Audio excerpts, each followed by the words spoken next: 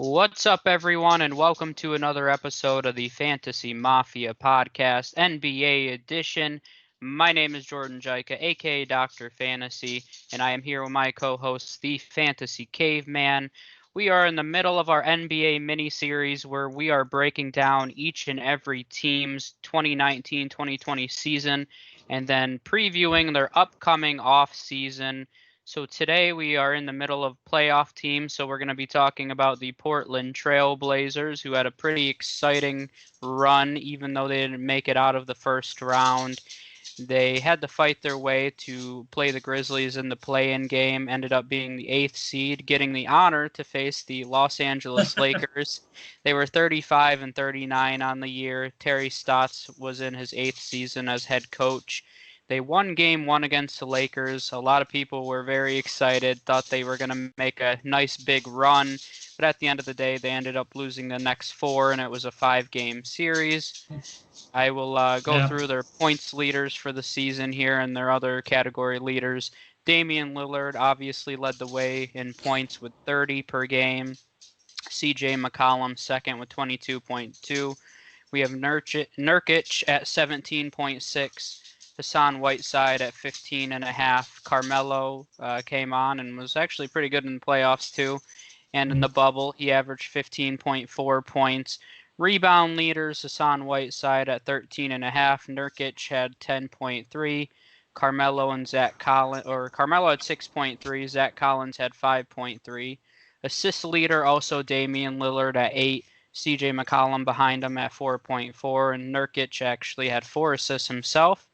Steals leader, veteran swingman Trevor Ariza was first with 1.6. Nurkic, once again, I think he's been in every single one so far with 1.4. Damian Lillard, 1.1 steals. Kent Bazemore, 1 steal a game. Then blocks. First team I believe we've had where two guys were over 2 blocks per game. Hassan Whiteside with 2.9. And then Nurkic with 2 blocks per game, and he was in every single category in the top 3. So, nice season for Nurkic overall. Didn't play a ton because he had an injury, ended up coming back in the playoffs. But anyone that stuck out to you, Caveman? I mean, what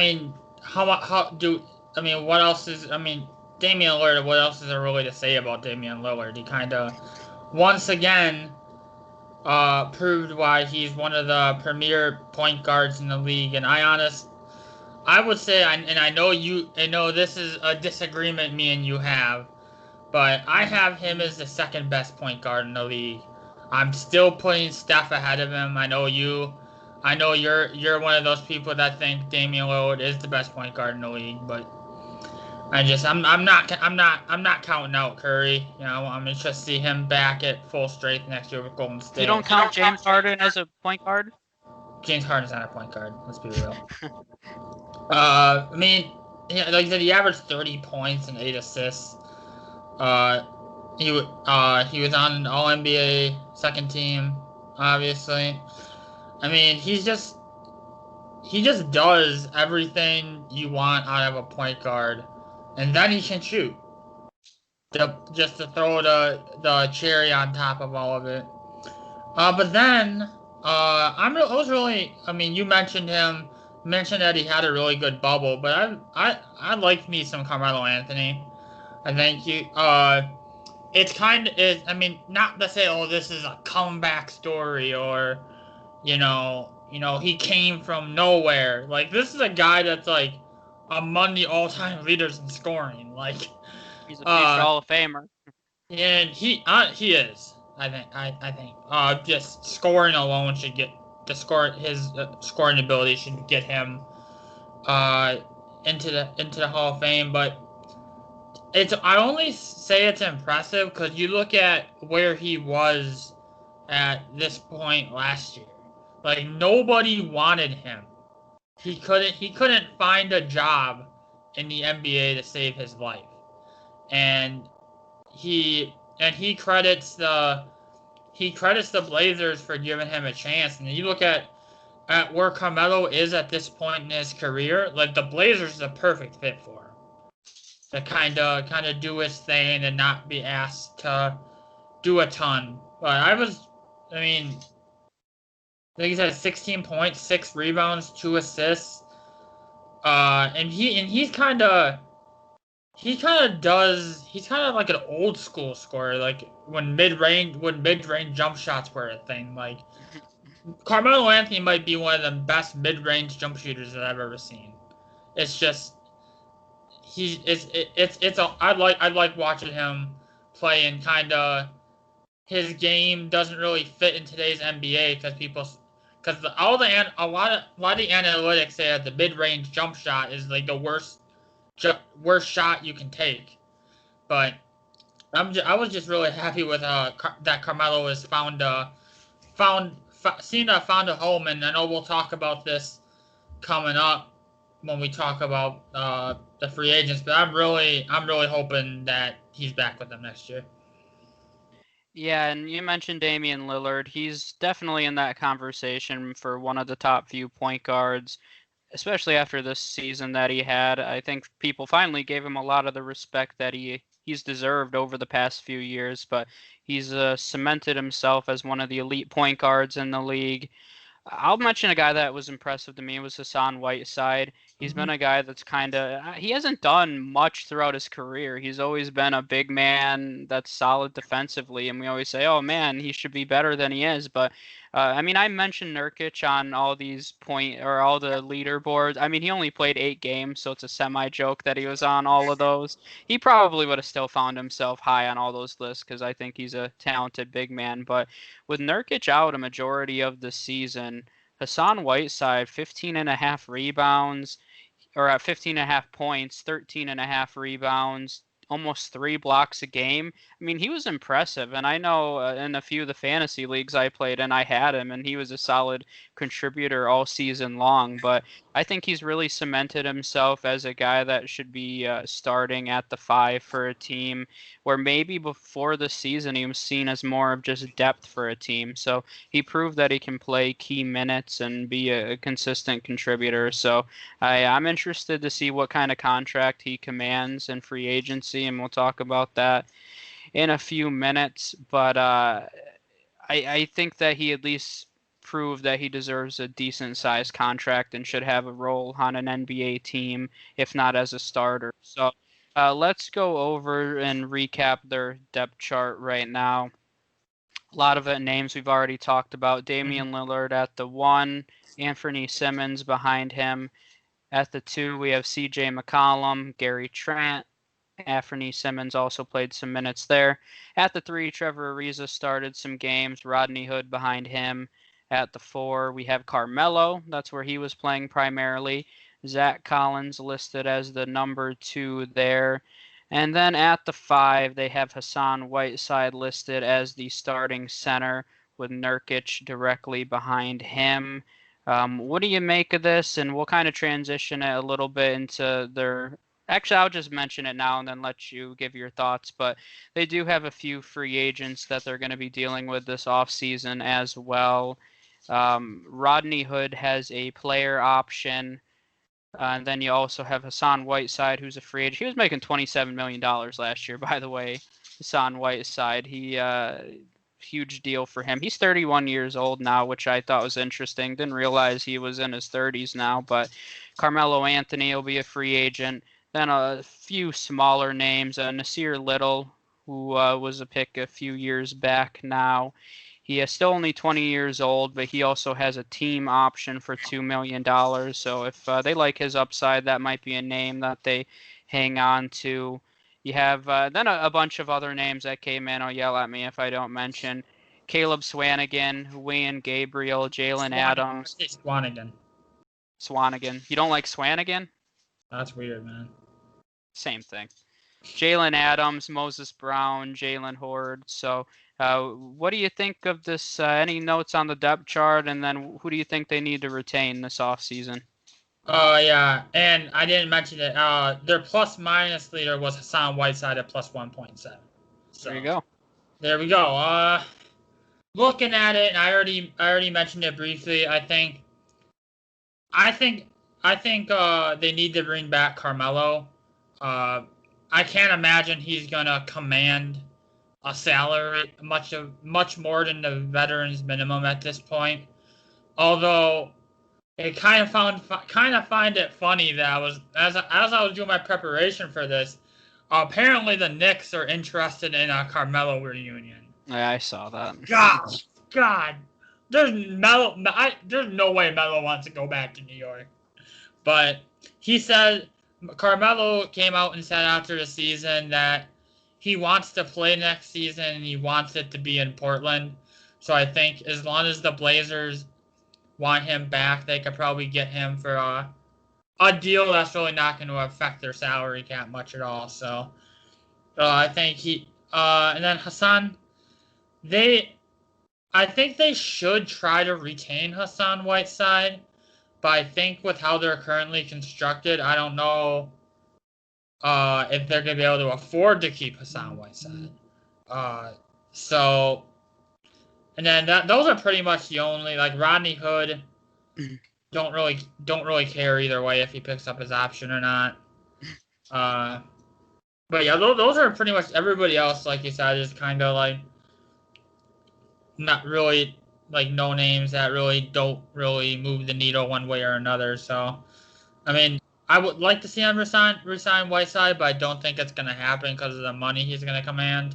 Yep. And then I think they bring back Melo on a like a near a veteran minimum deal. Yeah, I mean, I don't think they'll bring back Whiteside either. I mean, I mentioned him playing good minutes from last year. It's been about 5 years since we've seen a nice season from Whiteside when he was with the Heat going back. But with Nurkic, he's younger. He's only 26. He's on the books this year and then has an option the year after. So I think that he's probably going to be their big man of the future. And they're not going to be paying Whiteside and Nurkic big deals. So I'm assuming they're going to make that decision and stick with Nurkic long term. So Whiteside will most likely be moving on, and he'll be an interesting name to monitor. Another name I didn't mention is Trevor Ariza. His salary is only partially guaranteed, and they can choose to fully guarantee it or release him. So it's Trevor Ariza and Gary Trent are really the only guys listed at the 3 on the depth chart right now. So I'm sure we'll talk about with their offseason needs a little bit, but that'll be interesting to monitor. For me, I'd probably still be re-signing Gary Trent because the reality is you're going to need some depth there, and he can play minutes at the 3. He's only 21 years old right now, so I'd probably be looking at retaining Gary Trent just as a depth piece. Carmelo is interesting. I think at this point it's really in his hands. He only made a little over $2 million last year. And with the way that he played, though, he proved that he can still have a role. So if he wants to play another season, he has every opportunity to. It seemed like he gelled pretty well with his teammates here in Portland, so maybe he has that comfort level where he just wants to stay. So if I mean they have enough salary cap space to offer him. I'm assuming, as crazy as it seems, he'll probably be in that $5 to $10 million range, unless they decide that he has a big free agent market and they need to overpay. But they'll still give him a mid-level exception, and he'll make a decent amount of money. So I expect him to return, though. It seemed like he really enjoyed playing at the end of the year, and it didn't seem like to me he was done. Yeah, that's a nice. That was a nice thing to see Romello kind of revive here. So Yeah. I don't think I have any more notes on these free agents. You know, we can kind of look forward here. All right, so we'll move over into targets in draft or free agency. I know that in past episodes I've taken some of your names, so I'm going to let you go first to go over their off-season needs and who they should be targeting. Okay. I mean, I'm sure you mentioned the wing help that you need. I'll save that for you here. I think another need that they have, watching them this year, I think they need a backup point guard to run the offense. I mean, you have Simmons, whatever.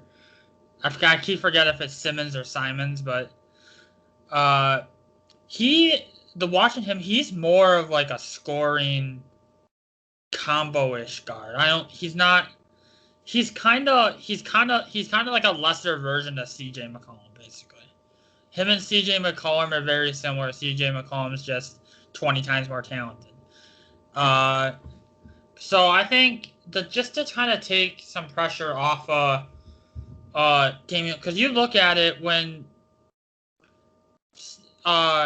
cuz Simons, whatever his name is, when I he's on believe it's Simons. Simons. Okay, I wasn't even saying There's it only right. one M, so. Oh, there's no. Oh, wow, that's why I have two M's. That's confusing me. Uh, but I think the fact that he's not that much of a facilitator means they have to use CJ McCollum more in the second unit. That's what you saw a lot of during the season, which means Damian Lillard and CJ McCollum aren't sharing the court as much together as you would like. Which I think they work pretty well together when they're on the court. Uh, I think if they can go ahead and sign a kind of like a veteran type point guard that just can run their offense, looking at the draft, looking at the free agent targets, I mean, we mentioned this. This is actually a pretty deep bench point guard class. There's a lot free agent class. There's a lot of names that you can kind of see. I think DJ Augustine, I think, would be a perfect guy to come in and set up for them. Jeff Teague as well, another name. I'm just throwing out backup point guard names here. So, and then looking at the draft target, I mean, there's a couple. There's a couple, and I'll take your favorite guy here. I'm gonna go Aaron Neesmith.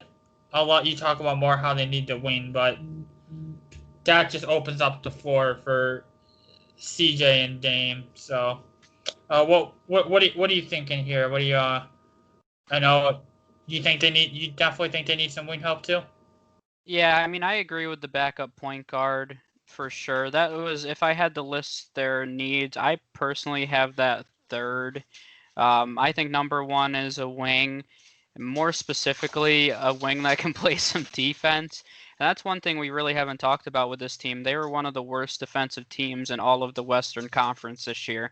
So that's something, and we've talked about some of these draft class, these guys coming in for this draft class, and there's a lot of strong defensive minded wing players in this year's draft. So Mm. I think this is an optimal year for the Trailblazers. They have the 16th pick. A lot of these names we've mentioned already in Sadiq Bey and Josh Green, Patrick Williams, Devin Vassell if he made it down to 16. I don't think a lot of people expect that, but just a defensive-minded young wing player. I mean, I mentioned it's possible they could have no wings on their roster after free agency if they don't retain Ariza and if Rodney Hood is gone.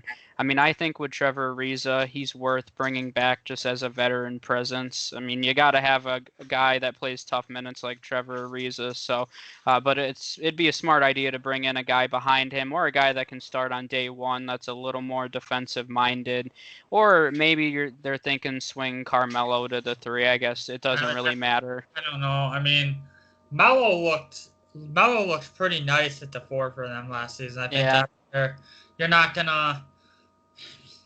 Even Melo is, as much as he hasn't played defense his entire career. I mean, and like you said, the Blazers were one of the worst teams in the Western Conference defensively. But I looked at Melo. I don't think he played the worst defense. I've definitely seen him play worse defense in his career.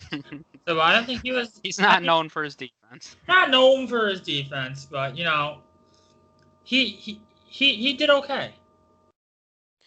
Yeah, and if they wanted to go the veteran route, I mean, there's also a ton of veteran wings as well, so they could go that route. We've mentioned guys like Jay Crowder before, Rondé Hollis Jefferson, Jeremy Grant. Another need that I do think they have is with Whiteside gone.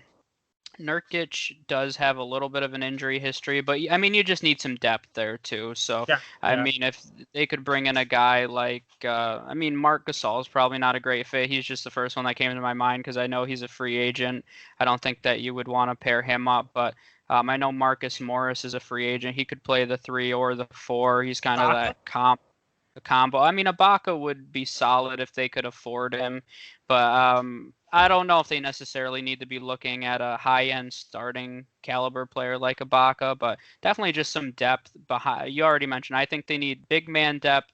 They need a backup point guard, and I think they need somebody to play that wing position that knows how to play defense. Because, I mean, that's just not Lillard and McCollum's strong suit. And you add Carmelo into the mix, you're going to lose Whiteside, who bails out a lot of people down low. And Nurkic can do the same thing, but you're going to lose a valuable defensive piece there. So they're never going to compete in the Western Conference. We've already seen that with the Nuggets and the Lakers, the Clippers. I mean, these are some of the top defensive teams in the league, and they were the top 3 seeds in the West, which isn't a coincidence. So I think that the Trailblazers, if they want to be competitive, need to take that step forward. Something else we haven't talked about, but I mean, is this team realistically going to compete for a championship if they don't have a third star? I mean, or even a third all, it doesn't even have to be a star. Like, I don't consider CJ McCollum a star. I don't even know if CJ McCollum's made an all-star team. Maybe one. He Uh, I would say he's a star at least. I don't know. I mean, he's a good scorer, but I feel like people throw around the term star like it's nothing. I mean, I guess I have higher standards for it. Like, CJ McCollum is a way above average starting guard, but I don't know. I mean, I guess there's not a clear definition for what that is, but I've seen a few rumors of them going after someone like DeMar DeRozan. I mean, I feel like that makes sense as much as he's not the greatest defensive wing. But this team, I just can't see them taking the next step forward. This kind of transitions. Usually we end on where we see them finishing in the future, but I can't see this team being, and don't get me wrong, they're not an 8th seed. They had dealt with a lot of injuries this year. They realistically would have been maybe 5 or 6 around that range. This is a playoff team, but I just can't see them taking that step into championship territory until they improve that defense or they add a third star. I mean, I'll call CJ McCollum a star in this case. Or add a guy where CJ McCollum's a third option, because I think that's optimal. But what do you think about that?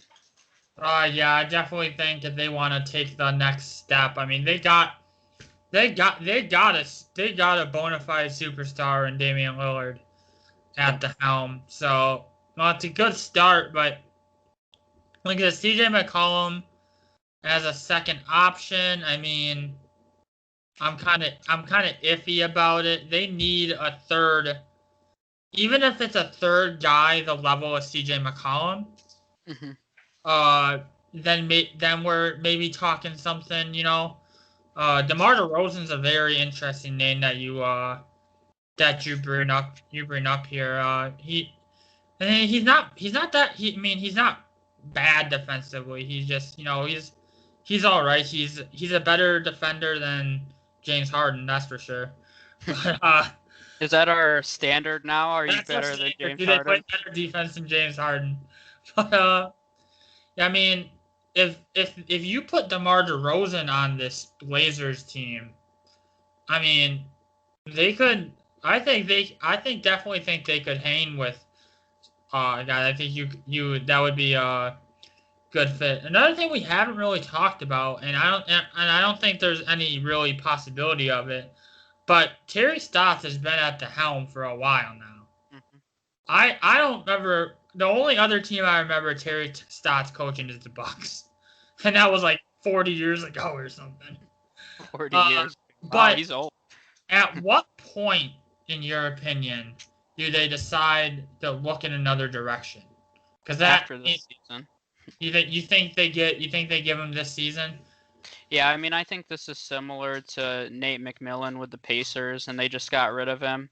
I mean, there comes a point where the Pacers can continue to be a 5th or 6th seed for the next 10 years with Nate McMillan, but I mean, the Trailblazers, I think, have higher aspirations than that. So, yeah, I mean, I wouldn't be surprised if this year, if they don't make a deep playoff run, and I mean, I'm saying second round minimum, if not Western Conference Finals. If they have a first round out though, yeah, I mean, I don't think that he'll be back. I'm not sure. I'm trying to see what his contract situation is.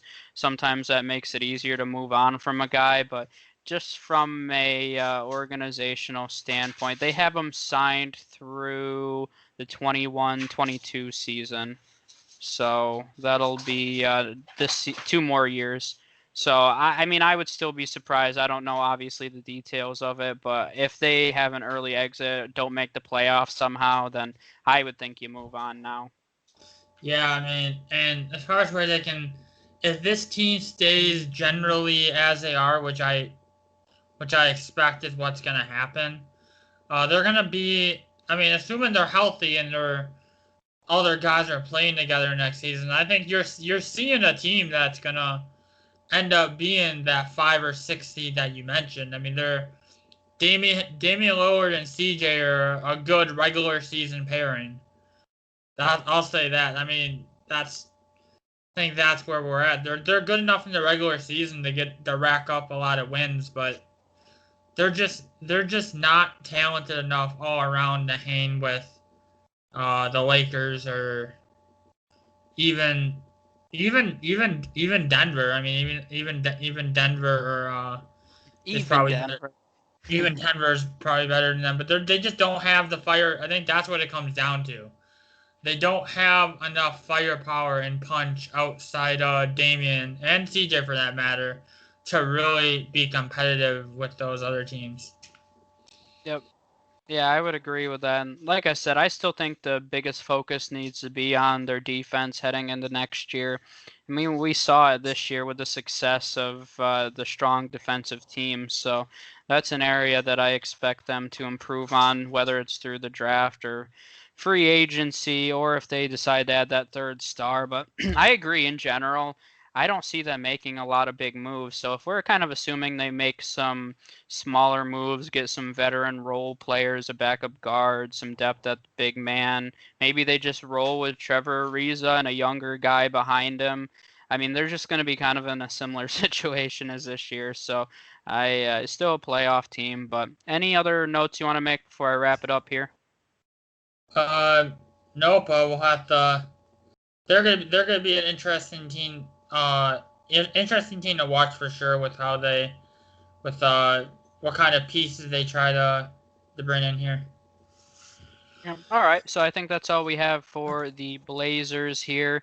We're working our way through all the eliminated playoff teams right now. So we're going to be recording and continuing to release these over the next few weeks.